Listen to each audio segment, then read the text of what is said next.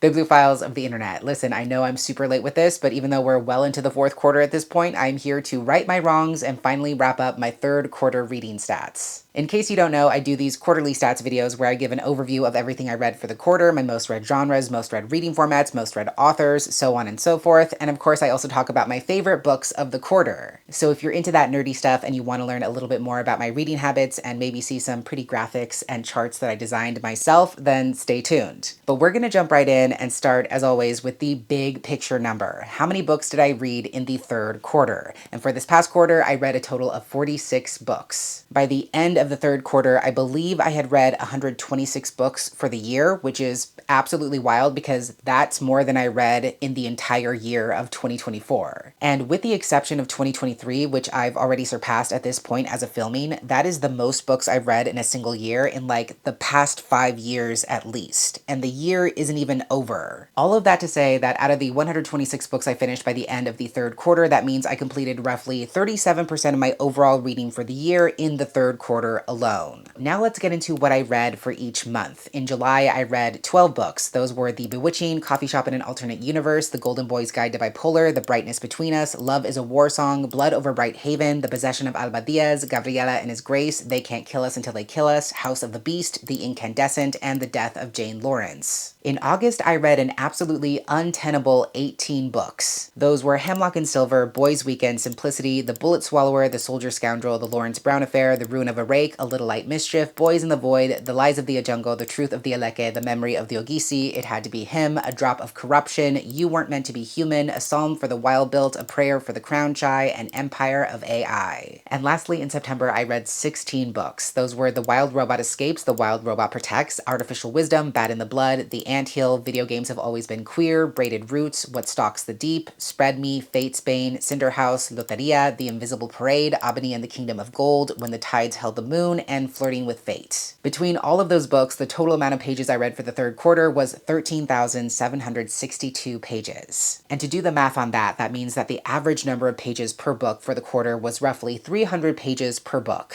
Moving right along, let's take a look at my top 5 most read genres of the quarter going in ascending order. Just a quick note, as always, that this is more of a vibe than a science. I try to categorize these books based on their primary genre, and I very rarely will count a book in more than one genre unless I feel like it equally occupies both spaces. So again, it's not an exact science. This past quarter, my 5th most read genre was historical fiction. I read 5 historical fiction books. My 4th most read genre was science fiction. This past quarter, I read 6 sci-fi books. My 3rd most read genre was romance. I read 8 books that I would categorize as romance. My 2nd most read genre, even ahead of October, was horror. I read 10 horror books. And topping the charts, my most read genre of the third quarter was fantasy. I read a whopping 14 fantasy books. Now, because I am a queer book reviewer who reads a lot of queer books, I like to keep track of how many queer books I read each quarter. And so for the third quarter, I read a total of 22 queer books. That means roughly 48% of the books I read this past quarter were queer books, so almost half, which definitely tracks. Now let's talk about reading format, going from least read format to most read format. And unsurprisingly, the format I gravitated towards least this past quarter was hybrid/mixture, meaning books that I read in more than one format. This past quarter, I only did 2 hybrid reads, which were Bad in the Blood, which I began as an ebook and finished as an audiobook, and Albany and the Kingdom of Gold, which I began as an audiobook and finished as an ebook.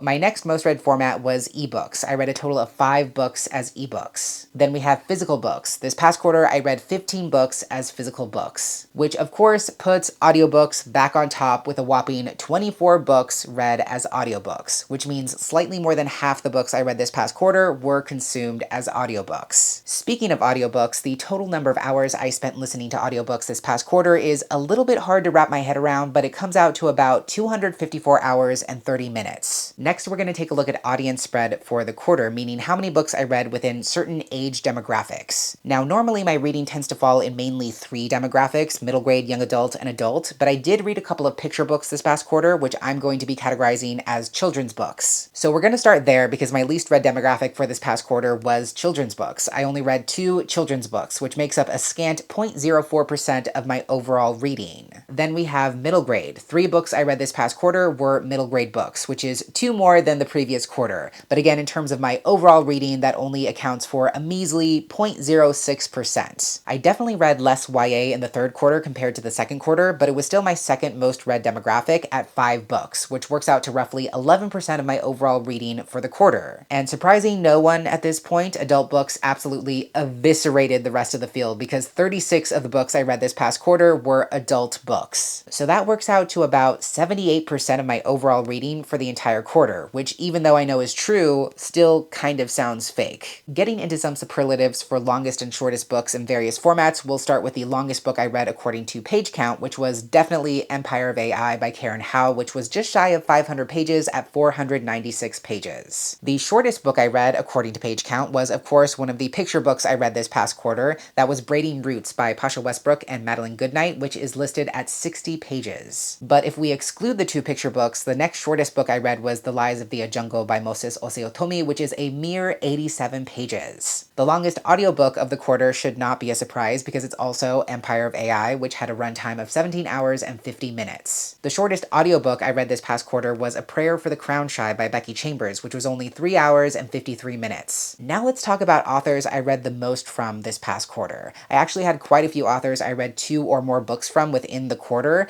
and those authors were Maddie Lubchansky, who I read 2 books from, Becky Chambers, who I also read 2 books from, Peter Brown, who I read another 2 books from, Moses Oseotomi, who I read 3 books from, and of course, uncontested at the top is Kat Sebastian because I read 4 of her books. Speaking of authors, I like to keep track of how many books I read each quarter from new to me authors, meaning this is the first time I'm reading anything from them in any capacity. So for this past quarter, overall, I read 19 books from new to me authors. Getting a bit more specific, 5 of those authors were debut authors, meaning the book I read was their first published work. And that means the remaining 14 authors were new to me authors, meaning authors who have been previously published, but this was my first time reading from them. I also like to keep track of authors I'm returning to because I think it's important to not only discover and make space for new voices, but to continue supporting those voices as they continue publishing. So by that criteria, this past quarter, I read 20 books from repeat authors. And if you're wondering why 19 and 20 don't add up to 46, it's because I'm not counting duplicates. For example, I read 4 books from Kat Sebastian this past quarter, which means she's technically logged as a repeat author 4 times in my spreadsheet, but because she's only one author, I'm counting her once. And the tabulation also gets a little bit tricky with new to me authors who I read more than 1 book from in the same quarter. For example, when I logged The Lies of the Jungle, Moses Oseotomi was a new to me author at that point, but then I immediately read the sequels and he's marked as a repeat author from that point on. So he is counted as a debut author and doesn't get counted twice. Hopefully that makes some kind of sense, but the long and short of it is that I read 19 books from 19 unique new to me authors and 20 books from 20 unique repeat authors. With that out of the way, we can take a quick look at my average star rating for the quarter, which actually dropped a bit to an average of about 3.96 stars. And yes, the math on this does account for half stars and quarter stars. Now let's talk about my most read publishers. I think it's important to be aware of where the media we consume comes from, where our dollars and engagement are going when we platform different kinds of media, so that's why I find this an interesting stat to keep track of. And also, obviously, books are published by different publishers and or imprints depending on where you're located in the world. So because I live in the US, the publishers noted here are the book's US publishers. Going in ascending order, the 5th most read publisher for this past quarter was independently published and small press books. Again, going off industry standards here in the US, to be independently published or published by a small press means any independent publishing houses or imprints that are not part of what we call the Big 5. My 4th most read publisher was Hachette, coming in at 5 books. Next is HarperCollins, which in large part thanks to Kat Sebastian comes in at 7 books. My 2nd most read publisher by a very thin margin was Penguin Random House at 13 books. And perhaps unsurprisingly, that means my most read publisher for the 3rd quarter was Macmillan, coming in at a whopping 14 books. Again, this absolutely tracks because not only did I marathon through the entire Forever Desert novella series, but I also made a video where I reviewed 4 of my most anticipated queer novellas, which all happen to come from various Macmillan imprints, Tor, Tor.com, Tor Nightfire, so this just makes sense. Now let's get into one of my favorite stats to share, which is most popular cover colors. In 3rd place for this quarter is the color orange, because surprisingly I read 5 orange books. We actually have a tie for 2nd place, which is split between black books and green books at 6 6 books apiece. And surprising no one, I'm sure, the most popular cover color of the third quarter by far was blue, coming in at 12 books. Now we're going to do some series tracking, starting with counting up how many books from this past quarter were part of series. And I was actually stunned when I ran the numbers and saw that I read 17 books in series. Taking a closer look, that means whether I read the last installment or marathon through the entire series in one go, I completed 7 series and I also caught up with 3 series. And thankfully I did not start any new series, at least not any new series that I didn't also finish. If we compare that to standalone books, having read 17 books in series, that means the remaining 29 books I read were all standalone books. And as I say pretty much every single quarter, I think it's obvious that I have a preference. I also like to keep track of new releases versus backlist releases. So we're going to talk about that, starting with new releases, meaning books that were published for the very first time in 2025. And this past quarter, I read 24 new releases. That means the remaining 22 books were all backlist releases, meaning books that were published for the first time prior to 2025. I'm actually quite pleased with these numbers because that means it was almost a completely even split between new releases and backlist books, which I think is a pretty good balance. And for those interested, the most backlist book I read from this past quarter was The Soldier's Scoundrel by Cat Sebastian, which was published all the way back in 2016. Let's take a look at the most popular book settings of the past quarter. These could be countries, cities, they could be continents, they could be locations that don't even exist, and obviously these are just the most popular locations. They will not account for every single book I read. Going in ascending order, the 5th most popular book setting was Mexico, coming in at 3 books. Next is Africa, coming in at 4 books, and I do want to be more specific and note that the Forever Desert series is broadly set in North Africa, and Albany and the Kingdom of Gold has more West African influences. The 3rd most popular setting was the United Kingdom, coming in at 7 books, though I do want to note that Artificial Wisdom takes place in more than one location, some of which don't even exist. Unsurprisingly, at least to me, the 2nd most popular setting was Not Set on Earth, coming in at 9 books. This refers to books that, for example, take place entirely in a fictional or fantasy world, or perhaps are set in space. And shocking absolutely no one, I'm sure, as someone who lives in the US and reads books primarily published in English in the US, the most popular book setting once again was the United States, coming in at 15 books. Penultimately, as always, we're going to talk about how much money I saved by using my local library this past quarter. And I'm very happy to report that I checked out 10 books in various formats and saved myself $220.01, which is $40.82 more than last quarter. As I said, I checked out 10 books total, 2 ebooks, 2 physical books, and 6 audiobooks. You might notice there are titles included here that I didn't actually get a chance to read and review, but regardless of whether I read them or not, they still count towards my total savings because that's still money that I did not have to spend. And as always, I like to end these videos with shining a spotlight on my top 5 favorite books of the quarter. It's less of a stat, more of a fun feature, but going in chronological order, let's start with The Possession of Alba Diaz by Isabel Cañas. This story begins in Zacatecas during 1765 when plague is sweeping through the country, which causes Alba, her parents, her fiancé, and her fiancé's parents to flee to an isolated mining town for refuge. There she begins to suffer from strange hallucinations, bouts of sleepwalking, convulsions, and even violent urges, and she begins to suspect that these experiences are being caused by something lurking within the mine itself.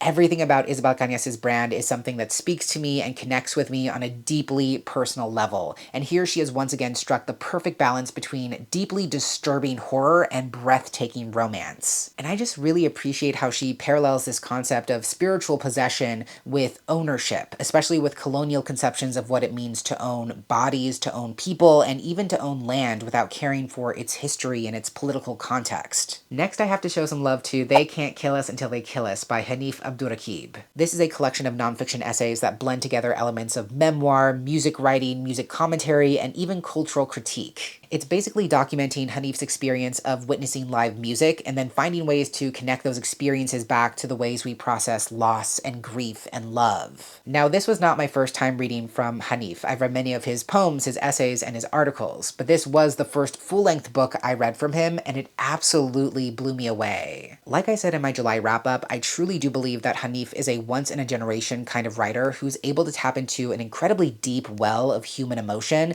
and he's able to excavate that humanity humanity through unexpected and surprising narrative pathways that the average writer would find impossible to duplicate. My next selection should not be a surprise because I freaking love this series. I am, of course, talking about The Lies of the Ajungo by Moses Osiotomi, and by extension, the entire Forever Desert series. This is the first novella in a fantasy series inspired by, I believe, North African culture and mythology. It's about the Ajungo Empire, which rules over a city called the City of Lies. And basically, the law is that if the city wants to continue receiving supplies of water, then every 13-year-old in the City of Lies has to cut out their tongue. The main character, Tutu, is just about to turn 13, but his mom is dying of thirst, and she is not going to survive those last few days if he doesn't do something. So he journeys into the desert and is determined to bring back water not just for his family, but somehow for the entire city. Again, I'm not going to say too much about this. If you saw my video where I vlogged myself marathoning all 3 books, you already know that I think this is nothing less than a masterpiece. And if you want to see my mind being blown by each book in this series in real time, I will link that video down below. But this first book, despite the fact that it's less than 100 pages, has so many worthwhile things to say about the connection between storytelling and belief. How the things we believe about ourselves and about the world around us are stories that are either told to us again and again, or stories that we tell ourselves again and again,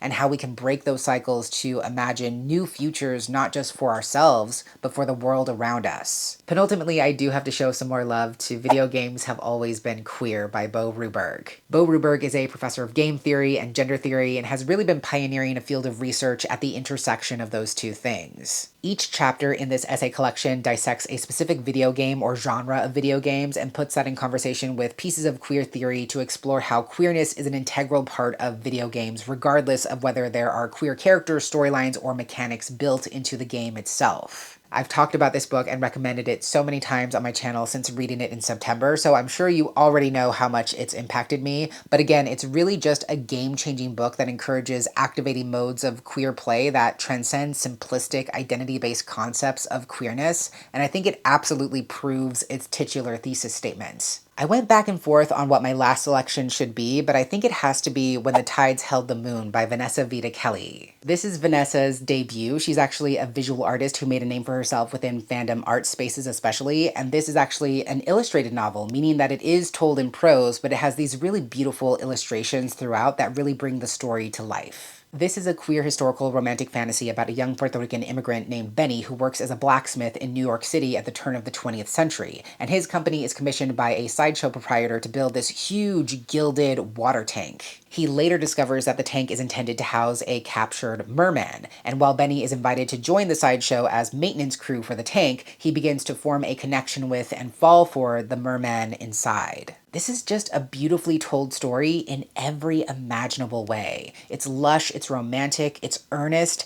and combining the two incredible audio performances from Lee Osorio and Joel de la Fuente with the stunning artwork and imagery presented throughout the story just really made it a special experience. I think it also has a lot to say about the true power of love, how love can be both our captor and also our means of liberation at the very same time, and how complicated it can be to distinguish between those two dynamics. This is just an incredibly worthwhile debut, definite queer Shape of Water vibes to it as well, which I really enjoyed, and it just really makes me excited to hopefully read even more from this author in the future. So there you have it. Those are all my favorite books of the quarter, as well as all the nitty-gritty reading stats you could possibly want. Again, I know I'm late on sharing this, but if you want to share your favorite book that you read between July and September, feel free to tell me all about it down below in the comments. Thank you so much for watching. I hope you enjoyed, and until next time, educate yourself, be kind to yourself, take care of yourself and others, and I will catch you on the flip side of the page.